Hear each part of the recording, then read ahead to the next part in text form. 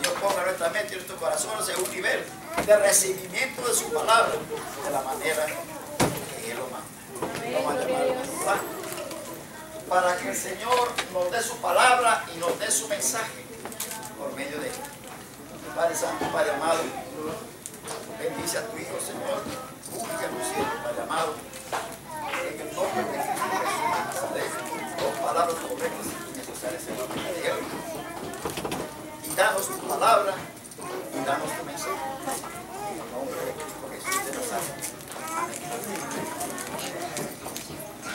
Buenos días tengan todos. Amén. Creo que me pueden oír, ¿verdad que sí? Todavía queda. Somos viejos, pero estamos todavía. Como es mi costumbre, quiero comentar acerca de algo antes de comenzar. China está presa por el avivamiento espiritual a medida que cientos de millones se vuelven a la religión y la fe cristiana. Todas las noticias tienen que ser malas. Esta es una buena noticia y tenemos que alegrarnos de eso. De acuerdo a Ian Johnson, el autor premiado con el premio Pulitzer, cree que lo que está ocurriendo en China es nada menos que uno de los grandes avivamientos espirituales del mundo. Y dice que el mundo debe tomar nota porque el impacto de esta transformación espiritual podría tener significativas implicaciones globales. Johnson pasó 6 años investigando los valores y creencias de la China de hoy. Él dice que las razones para este rápido crecimiento de esta revolución religiosa no son las iglesias no registradas, las llamadas iglesias caseras o iglesias subterráneas. Estos grupos de convertidos están sorprendentemente bien organizados. Las reuniones son muy abiertas, a menudo contando con cientos de fieles, escribió Johnson. Ellos han ayudado a que el número de protestantes se dispare de alrededor de 1 millón cuando los comunistas tomaron el poder a por lo menos 60 millones en la actualidad. Un estimado conservador revela de que más de 100.000 personas llegan a la fe cristiana cada semana en la China comunista. Amén, aleluya. De acuerdo con la investigación del profesor Fenggang Yan, de Sociología en la Universidad de Purdue y autor del libro La religión en China, la supervivencia y renacimiento bajo el régimen comunista, China se convertirá en el mayor país cristiano en el mundo. Según sus cálculos, el número de creyentes en la República Popular de China aumentará a 160 millones en el 2025 y 247 millones en el 2030. Sin embargo, este no es el único lugar donde el Espíritu está despertando corazones. Creo, como algunos otros eruditos, destacando al Dr. Denison, profesor de teología en el seminario de Dallas, Texas, quien afirma que estamos en un gran avivamiento. Él señala lo siguiente: Corea del Sur está entre 1/3 a 1/2 de la población total convertidos a la fe cristiana, o sea, nacidos de nuevo. Amén. Brasil será un 50% cristiano o nacidos de nuevo en el 2025. 1 millón de personas han venido a Cristo en Cuba en los últimos 10 años. El Espíritu está haciendo su labor. Y nos llama a nosotros ¿a qué? ¿A que nos quedemos sentados aquí en la iglesia? Porque el aire acondicionado está puesto. Todo el mundo está bien vestido. Nos llama a hacer algo. ¿Qué dice la palabra de Dios? Habacuc dice, 2:14 dice: porque la tierra se llenará del conocimiento de la gloria de Jehová, como las aguas cubren la mar. Y con eso quiero hacer una oración. Señor, te damos gracias por tu Hijo amado, nuestro Señor Jesucristo, quien después de su gloriosa resurrección se apareció abiertamente a sus discípulos.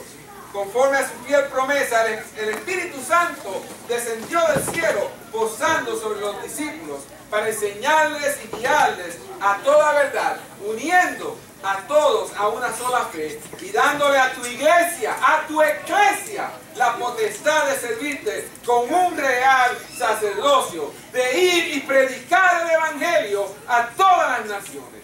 Danos aquello que necesitamos para hacer la obra que nos has encomendado, para honra, gloria y alabanza de tu nombre. Y el pueblo dice, amén.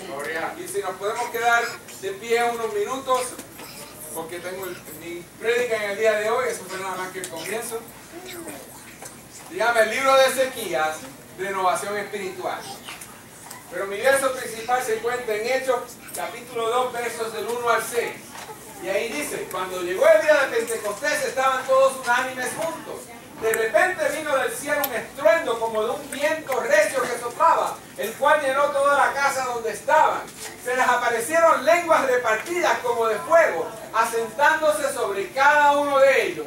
Todos fueron llenos del Espíritu Santo y comenzaron a hablar en otras lenguas, según el Espíritu les daba que hablaran. Vivían entonces en Jerusalén judíos piadosos, de todas las naciones bajo el cielo. Al oír este estruendo se juntó la multitud y estaban confusos porque cada uno los oía hablar en su propia lengua. Por favor, pueden tomar asiento. La renovación espiritual suele estar asociada con el concepto actual que llamamos avivamiento. Fue en el siglo XIX que un señor que se llamaba escritor y ministro norteamericano que acuñó esta frase de avivamiento. Esto sucedió en los años postcoloniales de Estados Unidos de América. La palabra avivamiento deriva del latín reviver, que quiere decir para vivir de nuevo, y fue utilizada típicamente para describir una obra teatral antigua que era traída de vuelta a una nueva generación de espectadores de teatro. El concepto es más cercano a la idea del Antiguo Testamento de renovación o restauración, especialmente en líderes como Ezequías y Josías. La historia del rey Josías es probablemente la mejor ilustración del renacimiento en el Antiguo Testamento, y les reto a que lean 2 de Crónicas capítulo 34, todo el capítulo, para que se den cuenta de esto. Judá había caído lejos de Dios, sirviendo casi exclusivamente los ídolos de los pueblos de sus alrededores. Cuando se vuelve a descubrir el Pentateuco, Josías inmediatamente llama a la gente a este pacto e instituye reformas radicales a lo largo de cada institución en Israel. Este renacimiento fue posible porque las líneas eran bien claras. Judá tenía un pasado de relación con Dios, podría volver con los mecanismos políticos y espirituales necesarios para rápidamente recuperar esta relación a un lugar central en la vida israelita. Josías reconstruyó lo que había decaído. El reinado de Ezequías, unos 70 años antes, fue el ejemplo que Josías tenía consciente. A través del compromiso con Dios de Ezequías, una herencia de devoción fue pasada. Y si saltamos adelante unos 7 siglos más tarde, a la potenciación de la iglesia, en el libro de Hechos, capítulo 2, del cual hemos leído una parte, vemos la última renovación espiritual de Israel. Como nación, Israel fue encontrada culpable por su tratamiento del Mesías. Pero la muerte del Mesías se convirtió en expiación y reparación de su pecado. Un concepto que los judíos entendían debido a su tradición de sacrificar animales para la expiación de pecados. El hecho de que Dios levantó a Jesús de entre los muertos se convierte en el punto de pivote desde que los judíos están llamados a volver a Dios para que la espiritualidad que existió en los tiempos de Ezequías pueda ser actualizada una vez más. Hay 3 puntos que me gustaría dialoguemos sobre ellos hoy día para que lleguemos a la renovación espiritual o avivamiento. Número 1 es convocatoria a la santificación. El nombre de Ezequías en hebreo significa Dios ha fortalecido o fortalece. Esto es apropiado, dada la historia de la vida y reinado de este rey. Como veremos, sale del trasfondo más improbable y reina con piedad persistente. Él es el 13º rey de Judá, puesto que se han dividido las tierras del norte y del sur de Israel. Ezequías se encuentra en el linaje de Jesús. No me cree a mí, googleo eso su Biblia, en Mateo capítulo 1, versos del 9 al 10, se menciona a este rey. Hay que realizar un estudio cuidadoso para encontrar por qué Dios lo adornó al linaje mesiánico, el linaje de Jesús. Su compromiso de renovación espiritual en Israel lo convierte en un precursor adecuado a Cristo. Primeramente, él nació de un padre malvado. Vamos a ver qué dice la palabra de Dios. En Segunda de Crónicas, verso 28, del 1 al 4 y luego del 24 al 27, dice lo siguiente: 20 años tenía Acaz cuando comenzó a reinar y 16 años reinó en Jerusalén. Pero no hizo lo recto ante los ojos de Jehová, a diferencia de su padre David. Antes anduvo en los caminos de los reyes de Israel y además hizo imágenes fundidas a los Baales. Quemó también incienso en el valle de los hijos de Hinnom e hizo pasar a sus hijos por fuego, conforme a las abominaciones de las naciones que Jehová había arrojado de la presencia de los hijos de Israel. Asimismo, sacrificó y quemó incienso en los lugares altos, en los collados y debajo de todo árbol frondoso. Además de eso, recogió Acaz los utensilios de la casa de Dios, los quebró, cerró las puertas de la casa de Jehová y se hizo altares en todos los rincones de Jerusalén. Hizo también lugares altos en todas las ciudades de Judá para quemar incienso a los dioses ajenos. Provocando así a ira a Jehová, el Dios de sus padres. Sus demás hechos y todos sus caminos, los primeros y los últimos, están escritos en el libro de los reyes de Judá y de Israel. Durmió Acaz con sus padres y lo sepultaron en la ciudad de Jerusalén, pero no lo metieron en los sepulcros de los reyes de Israel. Reinó en su lugar su hijo Ezequías. Interesante, ¿no? Este señor como que no era muy bueno. Porque yo sé que mis hijos no son perfectos. Pero ponerlos al fuego para un Dios. Vamos a ver. Sorprendentemente, el reinado de Ezequías comienza con un padre de maldad sin precedentes. Acaz no hace ningún esfuerzo para poner a Jehová primero en su vida o en la administración del reino. Audazmente sirvió a dioses extranjeros en la medida de llamar a fabricar ídolos a Baal y la ejecución de sacrificios a los niños. Esto significa que Ezequías tuvo hermanos cuyas vidas fueron entregadas a cultos paganos, probablemente a Moloch, el dios de la muerte. El caos en la tierra conduce a Acaz a hacer un tratado con Asiria, una nación agresiva que se está convirtiendo en un imperio regional. Esta presión es incapaz de causar que Acaz se vuelva a Jehová. Al contrario, él sacrifica más a los diversos dioses de Damasco en Siria. Sin embargo, cruza una línea sagrada cuando incorpora el mobiliario del templo en estos rituales paganos de adoración. ¿Qué haría un hombre como Acaz ser tan duro de servir? Solo nos queda conjeturar. Pero lo más seguro fue el ejemplo de su familia. Les reto a que lean y estudien la palabra de Dios, los libros de Crónicas y Reyes, para que encuentren el porqué. La bisabuela de Ezequías mató a su propio hijo para poder quedarse en el poder. Ese es el hint que les voy a dar. Ustedes pueden hacer el resto de sus estudios. Acá se determinó que Jehová no les haría ningún bien, que los otros dioses son los salvadores de Jehová. Cierra el templo después de saquearlo, tomando los vasos sagrados. Esto es sincretismo religioso explícito, utilizando mobiliario del templo de Jehová en el culto de otros dioses. Para los adoradores de Jehová, esto es un crimen espantoso.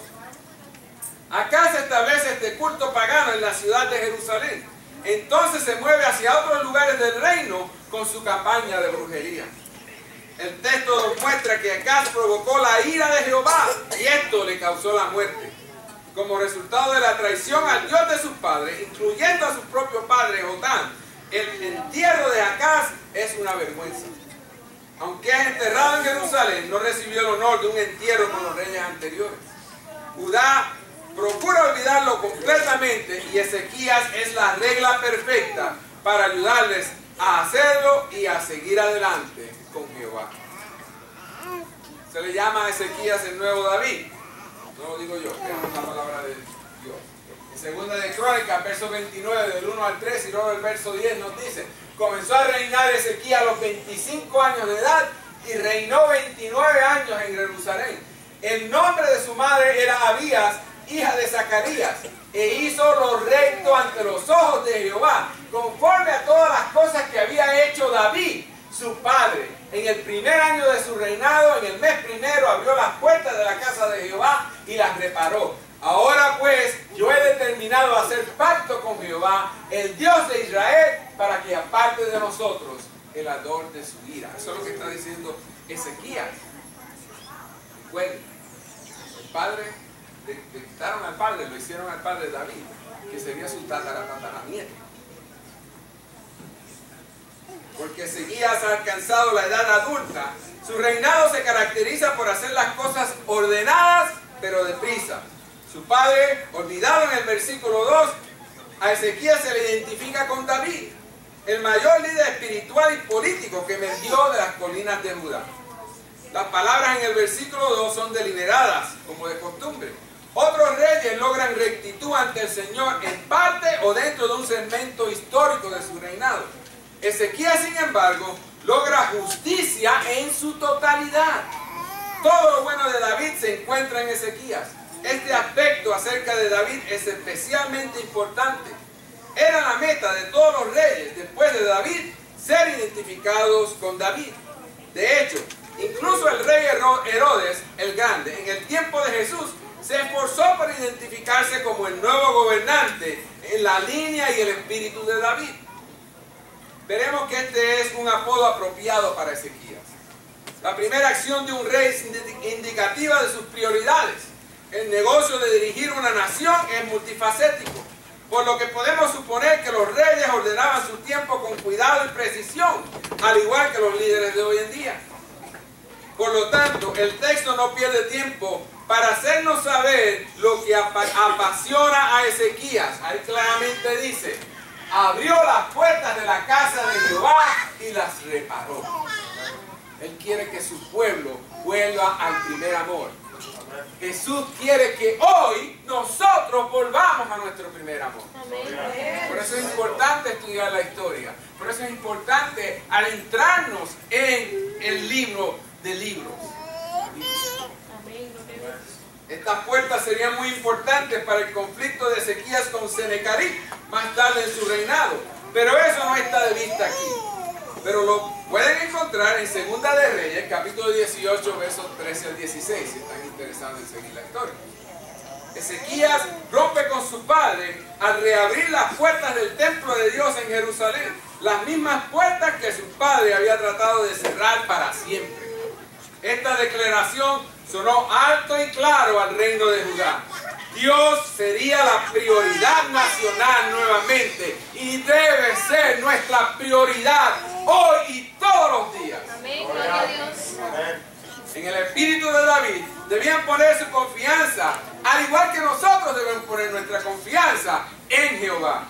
De la misma manera, Ezequías, al igual que varios reyes anteriores a él, es un apasionado del orden correcto en el templo.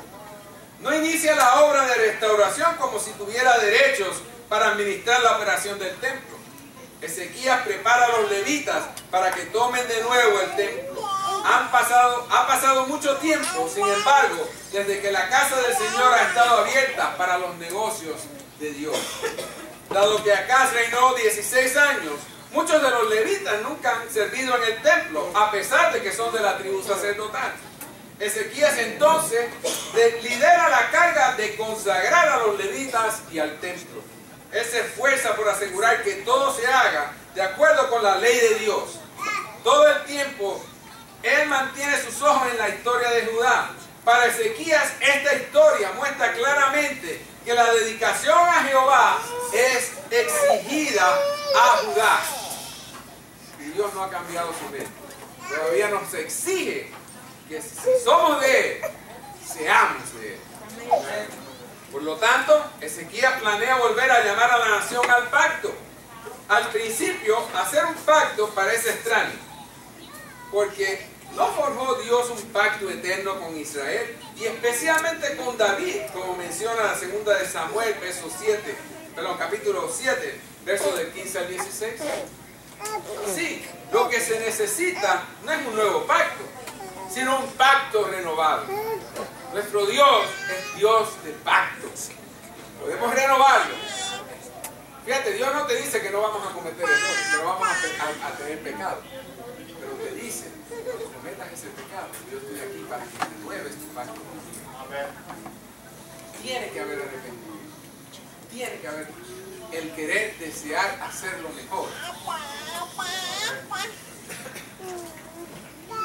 La oferta de Dios para bendecir a Judá todavía está. Todavía se basa en pacto. Y este pacto todavía cuesta a Judá algo. Cuesta devoción fresca y singular al Señor, el único Dios verdadero, al igual a nosotros. Tenemos que tener esa devoción. Tenemos que tener esa fresca y singular devoción al Señor. Ezequías ha solidificado su enfoque en el templo. Los logros de su dinastía estarán por tanto en armonía con la obra de los sacerdotes y levitas en Jerusalén. Esta estrecha relación es a menudo establecida por los reyes fieles y exitosos de Judá. Otra vez, Ezequías se da cuenta de que no puede efectuar la renovación espiritual en Judá por su cuenta. Será un esfuerzo nacional, dirigido por aquellos que más se preocupan por Jehová y su templo. Ese liderazgo es siempre comunal, nunca individual. Comienza con el corazón del líder y se extiende hacia afuera a sus seguidores. Tiene que haber un periodo de consagración. Segunda de Crónicas 29:15 nos dice, 29:15 al 19 nos dice: estos reunieron a sus hermanos, se santificaron y entraron conforme al mandamiento del rey las palabras de Jehová para limpiar la casa de Jehová. Después entraron los sacerdotes dentro de la casa de Jehová para limpiarla. Sacaron toda la impureza que hallaron en el templo de Jehová al atrio de la casa de Jehová. Y de allí los levitas la llevaron fuera al torrente Cedrón. Comenzaron a santificarse el día primero del mes primero, y a los 8 del mismo mes vinieron al pórtico de Jehová y santificaron la casa de Jehová en 8 días. Y en el día 16 del mes primero terminaron. Entonces fueron ante el rey Ezequías y le dijeron: ya hemos limpiado toda la casa de Jehová, el altar del holocausto y todos sus instrumentos, y la mesa de la proposición con todos sus utensilios. Asimismo hemos preparado y santificado todos los utensilios que en su fidelidad había desechado el rey Acaz cuando reinaba, y ahora están delante del altar de Jehová. Una característica notable del reinado de Ezequías es que él nunca sacrifica el cuidado y la calidad por la velocidad. Incluso mientras se prepara para hacer el templo de Dios en Jerusalén listo para la adoración. De hecho, el ritmo del trabajo fue increíble. Ha repartido cuidadosamente los diversos grupos étnicos descendientes de Leví para llevar a cabo su respectiva labor en el templo. Pero primero se consagran ritualmente, de acuerdo con la ley de Dios. Estas leyes están explícitamente establecidas en el libro de Levíticos, capítulo 21 y 22, que representan el alto estándar para los sacerdotes de Dios. Después de todo, interceden ante Dios por el pueblo. No pueden hacerlo con ligereza, pero deben permanecer reverentes. Una vez que se han consagrado, comienza la consagración del templo. Trabajan de adentro hacia afuera, moviéndose hacia el dilapidado patio interior para prepararlo para servir a Dios y al pueblo de Judá otra vez. Podemos imaginar la emoción del deber de los sacerdotes entrando al templo, algunos quizás por primera vez. Encuentran el templo lleno de cosas impuras, todas ellas transportadas al valle de Cedrón, probablemente para quemarlas en ceremonias o ahogarlas en el río Cedrón. El trabajo dura 16 días, lavar, orar, cantar y limpiar. Después de que el trabajo está hecho, alegremente reportan su progreso a Ezequías, que quiere saberlo todo. Ellos explican cada faceta de la limpieza, asegurando que todo se ha hecho correctamente y en orden. Esta purificación incluso incluía los utensilios para el sacerdocio, tenedores, vasijas, recipientes para el pan y similares. No es sorprendente que mencionen al malogrado Acaz en su explicación de Ezequías. Ellos han deshecho todo lo que él hizo, proveyendo un nuevo día para Ezequías y el reino de Judá. Sin la audaz voluntad de Ezequías de romper con su padre, la renovación espiritual no había sido posible. Entonces llegamos a una fecha muy importante para los judíos, se llama Yom Kippur. Segunda de Crónicas, versos 29, 20 capítulo 29, versos 20 al 24 nos dice: el rey Ezequías se levantó de mañana, reunió a los principales de la ciudad y subió a la casa de Jehová. Y presentaron 7 novillos, 7 carneros, 7 corderos y 7 machos cabríos para expiación por el reino, por el santuario y por Judá. Y dijo a los sacerdotes, hijos de Aarón, que los ofrecieran sobre el altar de Jehová.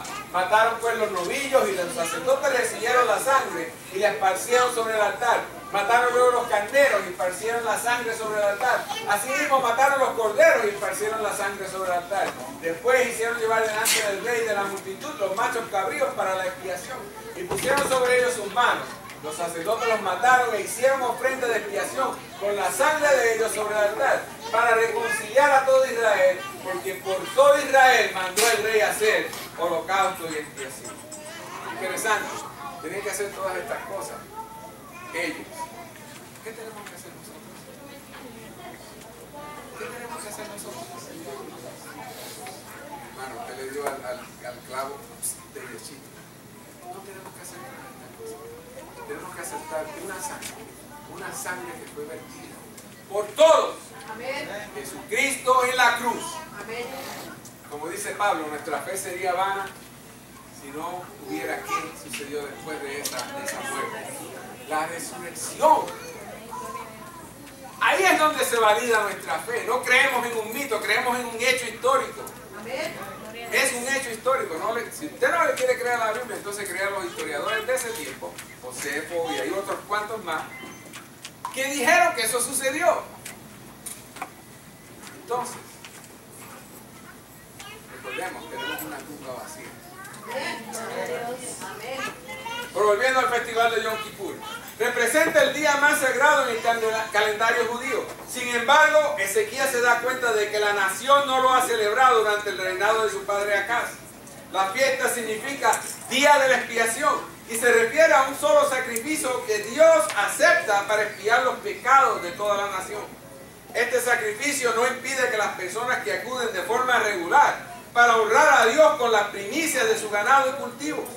Es de la naturaleza corporativa, destinada a promulgar la paz de Dios sobre todo el reino. Pero por lo que sabemos del rey Ezequías, ha mantenido su plan en secreto. Sigue avanzando en la reconsagración del templo y seguramente la gente espera algún tipo de celebración en su gran reapertura. Ezequías, sin embargo, sabe que está en juego demasiado para simplemente abrir las puertas. Él toma la iniciativa en el restablecimiento de esta importante fiesta en la vida nacional y espiritual de Judá, creando un programa elaborado. Sin embargo, será una celebración ligeramente diferente de Yom Kippur, en que Ezequías trae 7 de cada uno de los sacrificios ante el Señor. El número 7 representa el número de finalización de Dios. A través de este acto de expiación, Ezequías proclama que Dios está restaurando por completo a Judá a su pacto con él. El énfasis está en la palabra todo Israel, prefigurando la restauración del reino dividido. Recuerda, Israel se ha separado de y está en conflicto con Judá. Durante 13 reyes de Judá, Ezequías audazmente hace el sacrificio por el Reino Unido, lo que significa un importante en el futuro. Y esto nos lleva a la adoración restaurada. El texto ha construido la atención, manteniendo al lector preguntándose, ¿qué vendrá después? ¿La nación responderá al liderazgo de Ezequías? Después de todo, en algunos aspectos, Ezequías no está aprobado. Todavía no lo ha conducido a batalla o ha presidido sobre un periodo de auge económico. Él se ha enfocado en volver a poner el templo de Dios en forma. Incluso una ceremonia de dedicación a Jehová no significa que la gente cesará de seguir los dioses de Acaz, dioses con los que se han acostumbrado a adorar durante años. El atrevido liderazgo de Ezequías muestra sus verdaderos colores cuando la gente responde con abrumadora afirmación a sus amplias reformas espirituales. Después de que se completen los sacrificios, la celebración comienza. Ezequías ha colocado músicos expertos en los lugares designados por el mismo rey David. Obedeciendo a los profetas antiguos, los salmos de David son reintroducidos en la nación. La gente una vez más aprende la historia de Israel a través de los salmos de David. Aprenden sobre el carácter y los atributos de Dios. Igualmente importante, aprenden acerca del corazón de David, que es una plantilla para el servicio que honra a Dios. En el holocausto final, Ezequías da el visto bueno y el coro estalla en un elogio entusiasta. En respuesta, la nación reunida allí cae sobre sus rostros ante Dios. Esto continúa por todo el sacrificio. Estamos hablando de quizás 15, 20, 30 minutos de júbilo abrumador en el Señor. Dice Segunda de Crónicas, verso 29 versículo 31, perdón, capítulo 29, verso 31. Vosotros habéis consagrado ahora a Jehová. Acercaos pues y presentad sacrificios y alabanzas en la casa de Jehová. Y la multitud presentó sacrificios y alabanza, y todos los generosos de corazón trajeron holocausto. Este versículo nos da una idea de la naturaleza comunal de los sacrificios. Es decir, estaban destinados a ser comidos por la familia, la tribu o la comunidad que los traía. A veces tenemos esta idea de que el sacrificio es solo acerca de la muerte del animal. Esta es una parte del plan de Dios para la expiación. Pero el sacrificio es igualmente sobre el consumo del animal. Al comer juntos el animal, un grupo recordó la bondad de Jehová que los había alimentado. Él es Jehová Jireh, el Dios proveedor. También se acordaron del pacto que tenían con Dios y unos con otros como pueblo de Dios, ya que comían como uno del mismo animal. ¿Qué nos dice Segunda de Crónicas, capítulo 29, versos 34 al 36? Pero como los sacerdotes eran pocos y no bastaban para desollar los holocaustos, sus hermanos los levitas les ayudaron hasta que acabaron la obra y hasta que los demás sacerdotes se santificaron, pues los levitas estaban más dispuestos a santificarse que los sacerdotes. Así pues hubo abundancia de holocaustos por la gracia de las ofrendas de paz y libaciones para cada holocausto. De este modo se restableció el servicio de la casa de Jehová y se alegró Ezequías con todo el pueblo de que Dios hubiera preparado al pueblo, porque la cosa fue hecha rápidamente. Los sacrificios traídos por el pueblo eran demasiados para los sacerdotes recién entrenados. Como resultado, los levitas pusieron tiempo extra como servicio de consagración de emergencia para sacerdotes no consagrados. Versículo 35 proporciona una visión clave para la renovación espiritual. El texto no dice que la adoración en el templo simplemente se reanudó. En cambio, enfatiza el orden sacerdotal, el servicio de la casa de Jehová, que permitió que el templo fuera restablecido en primer lugar. Esto nos muestra que el orden en la casa de Dios tiende a fluir desde arriba hacia abajo. Ezequías elige ser un rey justo, de modo que la justicia tiene un modo de filtrar hacia abajo a los sacerdotes a través de la fidelidad del rey. El último versículo en el capítulo se maravilla de que Ezequías es capaz de hacer tantas cosas tan rápido y claramente atribuye este éxito a Dios. Sin embargo, Dios probablemente no habría apoyado a Ezequías si éste hubiera sido perezoso. Aquí hay un hint bien grande para aquellos que quieren oír. No podemos ser perezosos en las cosas del Señor. Es la urgencia de Ezequías que Dios usa para su gloria. El reinado de Ezequías demuestra el tremendo trabajo que se lleva a cabo en la renovación espiritual para un cuerpo corporativo de personas como somos nosotros, la iglesia. Jesucristo aborda cada aspecto de la espiritualidad de la nación con intencionalidad y cuidado. Él consigue las personas adecuadas y en su lugar. Se centra en los textos bíblicos correctos. De este modo, a Ezequías se le permitió ver algunos de los más grandes milagros que Dios realiza para el reino dividido. También es un ejemplo para nosotros del costo y los beneficios de la renovación espiritual. Quisiera volver de nuevo a ese texto, capítulo 29, verso 31 de Segunda de Crónicas. Vosotros habéis consagrado ahora a Jehová. Acercaos pues y presentad sacrificios y alabanzas en la casa de Jehová. Y la multitud presentó sacrificios y alabanzas, y todos los generosos del corazón trajeron holocausto. Después del holocausto final, Ezequías soltó al pueblo a actos personales de devoción y acción de gracias. Aunque había habido un holocausto expresando la devoción de toda la congregación, el compromiso individual y la acción de gracias eran y son necesarios. Tenemos que estar agradecidos. Usted se levantó en el día de hoy. Me gustó lo que testificó la hermana Reina aquí. Ella está respirando, al igual que todos nosotros. Gracias a Dios esta mañana nos despertamos. Gracias a Dios esta mañana podemos venir a la iglesia.